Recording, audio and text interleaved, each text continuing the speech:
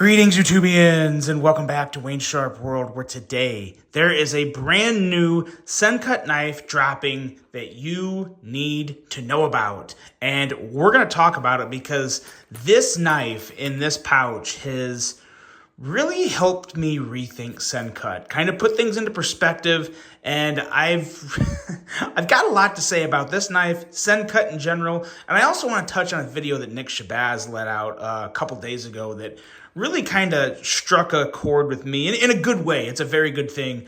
I'm a really big fan of Nick Shabazz. I think he's a great reviewer, a great personality to have in the knife industry. I want to touch on his thoughts later in this video. But the knife we have here that's dropping today is none other than the Sencut Slashkin. Now, before I go any further into this review, I want to thank you guys for tuning in today. If you like what you see, please do me a huge favor. Hit that subscribe button, follow along, and I will continue to bring you the content. Now, let's take a look at some overall specs on this knife right here. We are looking at an overall length of 8.28 inches, a blade length coming in at 3.48 inches, and a blade thickness at your standard 120 thousandths thick blade stock. Blade material on this guy is D2 with a drop point style blade, a hollow grind, and a handle length coming in at 4.8 inches with a handle thickness at 470 thousandths. Handle material on this guy is G10, but there is also a micarta and wood option, and we are looking at a good old reliable liner lock locking mechanism with a user of a right or left hand tip up carry, a weight coming in at 4.15 ounces. This is an in-house Sencut design, and a price. This is where things just really get good. $41.65 is what you can expect to see this knife for. And let me tell you, for $41.65, you can't get a better knife. And I know that's a lot. That's a lot to say. I've had this knife now for at least a week, and I've fallen in love with it for a few reasons. We're going to talk about it, and I never thought I would be talking this strongly about a Sencut. I really didn't. I've had mixed emotions about Sencut. This knife has really kind of put Sencut in a really good place for me. But let's compare it with some other knives here. We have the Kaiser Escort, as well as the Civivi Conspirator. That should really help with things. The Conspirator is actually a great size comparison, probably the best size comparison you'll see in this entire video. This is a really good lineup from the same family of brands, and just really nice in terms of thickness and length, very comparable. And then a couple higher end ones, the Doug Ritter RSK, and this is the full size, of course, and also we'll pull out the Spyderco Shaman, because this kind of reminds me of the Shaman a little as well. Primarily for the ergos. Look, I tell you what, let's get the beautiful RSK off to the side, and let's just admire those ergos right there, because I'm telling you right now, two of the best ergos on knives in different budget ranges you can get. Big fan of the Shaman, but this Slashkin, oh my God, let's start talking about the blade. But first, let's just take a second and appreciate the name of this knife, the Sencut Slashkin. That is one of the best names on a knife I've heard in a very long time. And it's also a name that fits this knife. Like, this knife is the Slashkin because it is a slasher. It is slicey. It has the best hollow grind for a budget knife, coming in at $41.65. We're talking 15 thousandths behind the edge, a nice, tall, hollow, flat grind. This thing is, there couldn't be a better name for this knife. Just perfect. I really got a kick out of the name. I really did. Razor sharp edge, all the slicey goodness from the tip down to the end of the blade, which opens for a big finger choil. Big hands, wide hands, thick hands. You're going to love this knife. If you like the Shaman, you are going to love this knife. I really, truly think this is a very strong form of the Shaman in a budget version.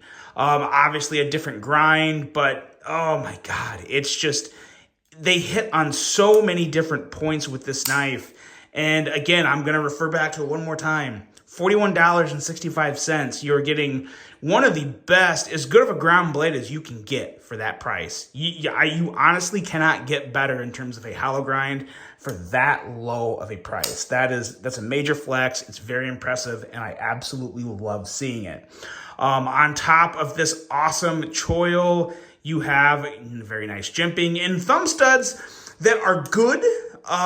This is the one critique I have of these of this knife in general. Literally the only thing, and it's not that bad, but the thumb studs on this knife I think could be brought up a little. I'll talk more about that when we get to the action. But the flipper on this guy, you got more of that perfect jimping, makes for effortless flipping, and boy oh boy, let's talk about the ergos now, because the ergos on this knife are the best ergos you can ever get for a knife under $50. Hands down. Hands down. I've handled a lot of budget knives. If you guys watch my channel a lot, I really do my best to keep a good mix of knives on the channel. But I would say my sweet spot, my personal liking for not only me, but I feel like for everybody, because, you know, we all don't have hundreds of dollars to drop on knives. You find a really good knife under $100, especially in that $50 to $40 price range. And that makes you really happy that you can afford something that nice and still get the fit and finish and quality. Maybe not, you know, all the inlays and crazy carbon fibers and crazy, you know, milling and details and all big names and all that. But I'm telling you what, for $41.65, you get the best ergos you can get on a solid handle that, again, has that same good, this kind of goes without being said, but very nice texturizing on the G10. It's just a solid offering from blade to handle. You know, the clip, you guys know I don't love the Civivi or Sencut clips. I do like the newer ones that have a little more curvature to them and aren't just hollowed, but I'm also probably going to get one of those, one of the aftermarket clips that you can get on it and kind of replace that. And obviously not a black one, but I'll probably get one of the non-coated ones. I think that'll look really good on this. But I will say, even though I'm not a huge fan of the look of the clip, when you're choked up and have this knife in hand, fully choked up using that choil, I almost don't feel the clip. And I think that's another thing that just really turns me on about this knife, is it just feels so good in that choked up grip. And you have so much blade to work with. You have a lot of slicey edge, and that is an amazing thing. Going into the action of this knife, this is right up there with the Sencut Mims. I reviewed that one a little while ago, and that was the first Sencut that really got my attention. Thought, okay, maybe I had me thinking to myself, there may be more to Sencut that I'm giving them credit for. I love Civivi knives. I'm a really big fan of WE knives. I thought Sencut was kind of a cheesy third brand that didn't make a lot of sense to me based off what Civivi and WE was offering. I thought Sencut was just kind of like an extra spaghetti thrown at the wall. This knife, and if Sencut can continue to follow this trend, this knife really does make a fantastic trio of brands in that one family, because you have WE kicking out the really high end, you got Civivi kicking out budget knives that are still really high end but still in the budgety realm. Then you have these knives that are like super budgety. I mean, and I do consider $41.65 super budgety compared to other stuff you can get. I just have I like where that price point comes. You kind of have the $35 to $45, then you get up to Civivi where you're talking, you know, $69 to $90, something like that. Maybe some of them flirt with $100, and then you get into your WEs that are expensive, that are like, you know, comparable to Riot and Best Tech and all that good stuff. But the action on this is perfected. It's literally perfected. This flipper, the jimping on the flipper, the overall detent, the smoothness, it's just, I mean, it's not the first time I've ever handled a budget knife with action about this good, but it's the length of the blade, it's the overall smoothness, it's the complete package. Again, going back into, this knife is not $79 like Civivis and Kaisers and other really good budget knives. This is $41.65. So this really does give it a nudge. And I know it's D2, but again, I'm okay paying $41.65 for D2 in this good of a knife. Like, to me, that's 100% justified, 100% A-okay. And I really kind of like the fact, I really hope Sencut keeps D2 in the Sencut lineup, and don't put D2 in Civivi, and don't put it, obviously you're never going to put it in Wien at this point, but I'd like to see D2 stay with Sencut. I think D2 is a good steal at the $35 to $45 range, especially when you're talking this much, this quality of grind, all the stuff. This knife is an absolute banger. And now I want to refer to a video that Nick Shabazz released 2 or 3 days ago. And it talked about the excellence in the knife industry and why companies should come with nothing less than that at this point.